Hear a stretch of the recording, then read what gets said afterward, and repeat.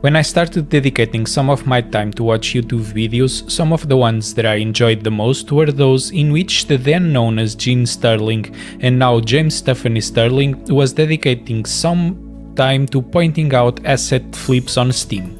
I'm a lot less harsh about it because many of them even have enough potential to get somewhere. Stolen City is currently one of those. Since you are here, why don't you leave a like, a comment, or even better, a sub for more indie content just like this one. It helps a lot. Thank you. Stolen City is a crafting survival based building like many others.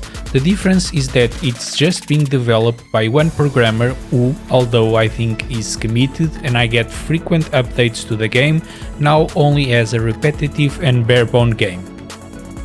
Assets are scattered throughout the map, which, since it is enormous, does not disguise a great feeling of emptiness and repetition. Of enormous emptiness and repetition. Adding to all this, we still don't even have a map to help us guide from the beginning, and it's very hard to get one. Something that may not seem like it, but it is essential in a game like this. In a game like Rust, it's relatively easy to find your way around, even without a map, since the map is small and the structures are diverse or unique. There is little to no empty space and there are multiple visual references, but in Stolen City the exact opposite happens.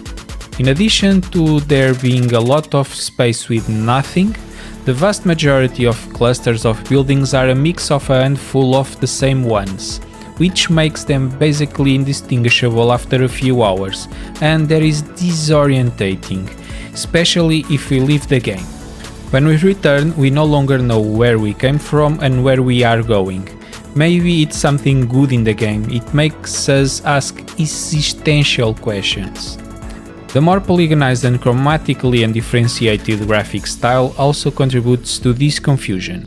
In addition, of course, to producing lots of funny but not game-breaking structure placement glitches. Although it still doesn't seem ready for more widespread consumption, and it's been in early access for a year now, it must be admitted that this skeleton that is Stolen City has practically the basics working. There is a simplified progression system for our character, which, although we can easily exploit to evolve faster than intended, works. The building system, which, although very dependent on resources we cannot produce, works. With artificial intelligence that, although dumb as a one-eyed fish and easily exploitable if without a firearm, works. With a loot system which, although confusing to understand and not very intuitive, works. With a system of NPCs that give us missions practically indistinguishable from the NPCs that want to kill us, and then they don't do the mission for which they ask us for help. But it works.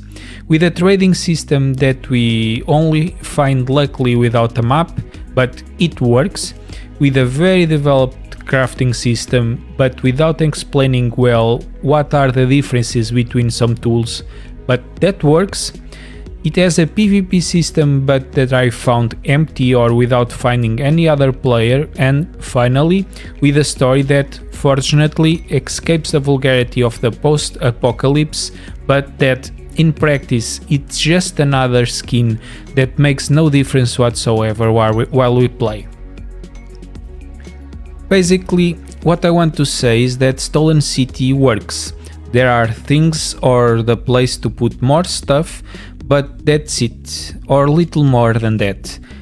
It's perfectly visible the roadmap that the dev tries to give to the game and the way he must be prioritizing its development, but in the end, games like this are just projects, a set of good intentions that we cannot guarantee that at any time will finish their development and are abandoned in the middle of the journey.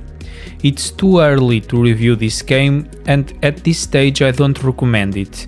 Even if everything goes well, I do not believe it will ever consistently steal players from other similar games, and the appeal of playing alone or with friends will hardly ever be able to compete with games like Valheim, which, in addition to being slightly more expensive, is incredibly more polished and content-rich.